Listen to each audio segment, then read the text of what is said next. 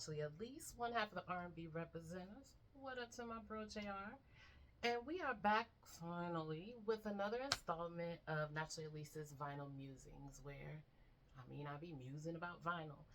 I want to talk about some things in my collection, whether it be LPs and little 12 inches and randomness in my collection, and just kind of talk about it, maybe talk about what it means to me, some fun facts, or whatever. We just musing.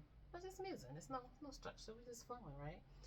And that's important of just going with the flow, because the album that I'm going to talk about today is Solange's When I Get Home.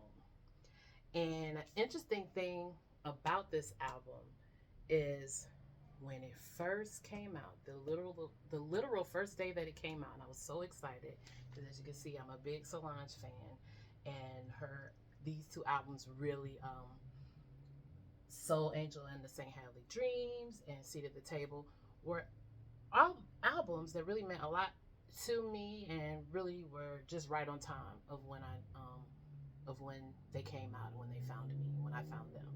So when this came out, I was beyond excited. So the day it came out was the same day that I was flying to Napa to go hang out with my Napa Valley, California, to go hang out with all my music friends. So like JR and my homegirl Mika and Renee and my unfortunate frenemy Mark Chappelle. We were all going to meet up and do our thing and have fun and talk about music and be ridiculous, right? So I saved this. I said, I'm not going to listen to it like when it dropped. I guess it was midnight or whatever. I'm going to wait to play this when I get on my flight. And then I can just run it back and see what I feel. And then when I heard it, I didn't like it. I didn't get it. It didn't fit. I think the biggest thing was it didn't fit my mood of my excitement of going to travel and all that. So I was kind of looking for something else. And I did a thing as a fan that I fuss at people who are fans about expecting the same thing and being disappointed when the artist you love goes in a different direction or tries something new out or plays around with a new sound. You know, I was looking for another seat at the table. But guess what? I already got a seat at the table. They don't have to make the same record over. If I want something that sounds like this, I can listen to this. And I had to do an about face myself of like, no, you can't trust your artist, and you might not like everything, but just trust them, feel it out. So I listened to it. I didn't like it. I was just like, and I was kind of looking for a little more distinct, strong song structure that this had. I just wasn't ready for something that just was kind of a riding, very electronic, a little more hip hop influence. I just wasn't looking for that, so it was like kind of a shock to my system. So I tucked this away and I came back to it a couple years later and it clicked. But what brought me to it was I was watching someone's Instagram story just randomly, and they had the song Down with the Click on their story. And I was like, what is this? This is dope. Like, really, I had only played it one time and I was just like, I don't like it. Don't do that. And I was like, what is that? And I saw it was Solange, and then I was like, well, maybe it's time to give this album another chance. And when I went back, I fell in love with it because I had let go of my expectations.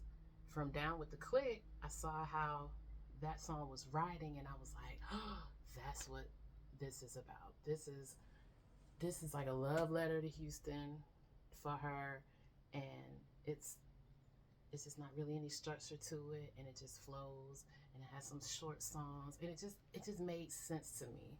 So this episode is about, you might not get something at first. Revisit it. It might resonate. It might not. But give it a chance. You never know, because there's a lot of albums up here. that the first time that I was turning up my nose, not feeling it, not trying to hear it, and then I went back and I was like, oh, this is brilliant. And this is the case to where an album that I initially wasn't feeling is now like one of the most played albums that I played in 2024. You know, some of the songs that I really love that really resonate with me are like Stay Flow, Benz, Down with the Click remained my jam, Way to the Show. But this is also one of those albums to where I think it's greater than the sum of its parts. It's just when it's all together, it's just beautiful. It's a lot of features. It's a lot of hip hop producers on it. It's, you know, you got Tyler the Creator, you got Steve Lacy, Earl Sweatshirt, and Pharrell is huge on this album, and it just kind of all came together nicely. And if I'd have just gave it one more chance, it might have resonated, or it might not. Maybe it wasn't the right time. Sometimes that's the case. But anyway, so this wasn't a big full of, you know, this fact. Just about how I discovered it, how it made me feel, and, you know, sometimes you don't need to do all the little facts here and there with music. You just need to feel it and, you know, enjoy it. So I will. Well, first off, I really appreciate y'all hanging out with me, being patient with me.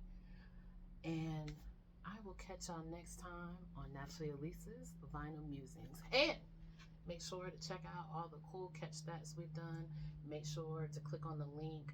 We have some new shirts and hoodies and mugs and stickers and all kind of things, something for every price point. So check it out. I usually ain't a selling kind of person, but I might as well talk about it since we're here. Since you're already here, you know. But anyway, I love y'all, and I will catch y'all next time. Peace.